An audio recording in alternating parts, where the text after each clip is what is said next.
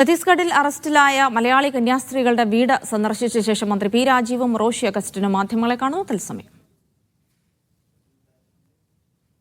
മറ്റേതെങ്കിലും സഹായം വേണമോ എന്ന കാര്യം ഞങ്ങൾ ചോദിച്ചിരുന്നു. അപ്പോൾ അത് വേണ്ട, നല്ല ലോയർ തന്നെയാണ്. കുട്ടികളുടെ പാരൻസ് അവിടെ ഉണ്ട്. അപ്പോൾ പാരൻസിന് കുട്ടികളെ കാണാൻ ഇതുവരെ സമ്മതിച്ചിട്ടില്ല. അതാണ് ഒരു തടസ്സമായിട്ട് നിൽക്കുന്ന ഭാഗം എന്നുള്ളത്. അപ്പോൾ അതിന് ആവശ്യമായിട്ടുള്ള ഒരു സഹായം വേണമെന്നാണ് അവർ അഭ്യർത്ഥിച്ചിട്ടുള്ളത്. അത് വീണ്ടും ഞങ്ങൾ അവിടുത്തെ സംവിധാനവുമായിട്ട് ബന്ധപ്പെടുന്നുണ്ട്. ഇന്ന് ബൈൽ അപ്ലിക്കേഷൻ ഫയൽ ചെയ്യാൻ ഇടയില്ല എന്നാണ് സിസ്റ്റർ പറഞ്ഞത്. കാരണം ഇതിൻ്റെ ബാക്കി എല്ലാ കാര്യങ്ങളും കൂടി ശേഖരിച്ചിട്ട് വേണം ചെയ്യാനെന്നാണ് അവർക്ക് ലഭിച്ചിട്ടുള്ള നിയമോപദേശം. അപ്പോൾ നാളെ തന്നെ അത് ഫയൽ ചെയ്യാൻ കഴിയും എന്നാണ് കണക്കാക്കുന്നത്. ഇത് നാം കാണേണ്ട ഭാഗം, ഇത് ഒരു ക്രിസ്ത്യൻ പ്രശ്നം എന്ന നിലയിലല്ല. നമ്മുടെ രാജ്യത്തെ ഭരണഘടന മതവിശ്വാസം പിന്തുടരുന്നതിനും മതവിശ്വാസം പ്രചരിപ്പിക്കുന്നതിനും മൗലിക അവകാശം ഉറപ്പു നൽകുന്നതാണ്. ആ അവകാശം ഭരണഘടനയുടെ മൗലിക അവകാശങ്ങളിലൊന്നാണ്. അപ്പോൾ അത് എല്ലാ വിഭാഗക്കാർക്കും ഉള്ളതാണ്. അപ്പോൾ അതിന് ഘടകവിരുദ്ധമായിട്ട്, ഭരണഘടനാ വിരുദ്ധമായി ഇത്തരം നീക്കങ്ങൾ നടത്തുന്നത് നമ്മുടെ രാജ്യത്തിൻ്റെ മതസ്വാതന്ത്ര്യം, അതോടൊപ്പം ഭരണഘടന തന്നെ അപകടത്തിലാകുന്നു എന്നുള്ളതാണ്. അപ്പോൾ അതിനെതിരെ എല്ലാവരും ചേർന്നിട്ടാണ്. ഒരു ക്രിസ്ത്യൻ പ്രശ്നം അല്ലെങ്കിൽ പൗരത്വ ഭേദഗതി ഒരു മുസ്ലിം പ്രശ്നം എന്ന നിലയിലല്ല, നമ്മുടെ രാജ്യത്തിൻ്റെ ഭരണഘടന ഉറപ്പു നൽകുന്ന മതസ്വാതന്ത്ര്യത്തിന് നേരെയുള്ള കടന്നാക്രമണം എന്ന നിലയിൽ തന്നെയാണ് അതിനെ കാണേണ്ടത്. ശക്തമായി തന്നെയുള്ള പ്രതിഷേധം ഒരു വശത്ത് ഉയരുക, അതോടൊപ്പം തന്നെ നിയമപരമായി നമുക്ക് സാധ്യമാകുന്ന എല്ലാ വഴികളും തേടാനാണ് ശ്രമിക്കുന്നത്. അതിന് മുഖ്യമന്ത്രി തന്നെ ഞങ്ങൾ രണ്ടുപേരെയും ചുമതലപ്പെടുത്തിയിരുന്നു. ഞങ്ങളിവിടെ ഇവരെ കണ്ടു, സംസാരിച്ചു.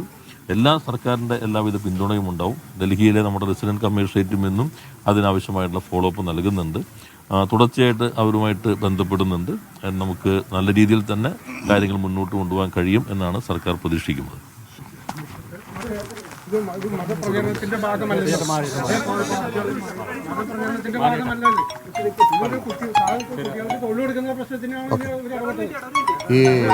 ഇവിടെ കാണേണ്ട ഒരു വിഷയം രാജീവ് മിനിസ്റ്റർ സൂചിപ്പിച്ചു. ഇത് വളരെ ഗൗരവപൂർവം പൊതുസമൂഹം വീക്ഷിക്കുന്നൊരു പ്രശ്നമാണ്. മനുഷ്യക്കടത്തോ മതപരിവർത്തനമോ അല്ല. വടക്കേ ഇന്ത്യൻ സംസ്ഥാനങ്ങളിൽ ഇത്തരത്തിലുള്ള ഒട്ടേറെ സഹായം ആരോഗ്യ പരിപാലന രംഗത്തും വിദ്യാഭ്യാസ രംഗത്തുമൊക്കെ നടത്തുന്ന സിസ്റ്റേഴ്സ്, അവർ നടത്തുന്ന മിഷണറി പ്രവർത്തനം അത് ചെറിയ തോതിൽ കാണുന്ന ഒന്നാണെന്ന് വിശ്വസിക്കാൻ കഴിയില്ല. ഈ സിസ്റ്റേഴ്സിന് 25 വർഷക്കാലത്തിലേറെയായി അവിടെയെല്ലാം സേവനം ചെയ്യുന്നവരാണ്. മതിയായ രേഖകളോടുകൂടി പ്രായപൂർത്തിയായ പെൺകുട്ടികളാണ് ഇവരോടൊപ്പം ഉള്ളതെന്നാണ് ഞങ്ങൾ മനസ്സിലാക്കുന്നത്. അങ്ങനെയൊക്കെ ആയിട്ടും അറസ്റ്റ് വിധിക്കപ്പെടുന്നു എന്നുള്ളത് ഇന്ത്യൻ ഭരണഘടനയോട് തന്നെ മൗലികമായിട്ടുള്ള നമ്മുടെ അവകാശത്തിനുള്ള ഒരു കടന്നുകയറ്റമായിട്ട് കാണേണ്ടി വരും. അതുകൊണ്ട് ഇതൊരു പൊതുവിഷയമാണ്.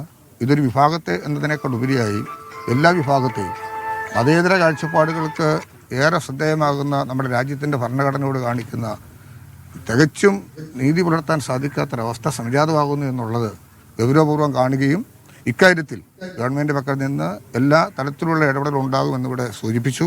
മുഖ്യമന്ത്രി അക്കാര്യത്തിൽ ആവശ്യമായ ഇടപെടലുകൾ തുടരുന്നുണ്ട്. നിയമപരമായിട്ടും മറ്റ് സാഹചര്യങ്ങളിലും ഏതൊക്കെ തല ഇടപെടലുകൾക്ക് ആവശ്യമാണോ അതെല്ലാം ഗവൺമെൻറ് പക്കൽ നിന്നുണ്ടാകേണ്ടത് ചെയ്യാൻ ഗവൺമെൻറ് തയ്യാറാണ് എന്നുള്ളത് കൊണ്ടാണ് ഇന്ന് രാജീവ് മിനിസ്റ്ററോടൊപ്പം എനിക്കും ഇവിടെ വരാൻ കഴിഞ്ഞത്.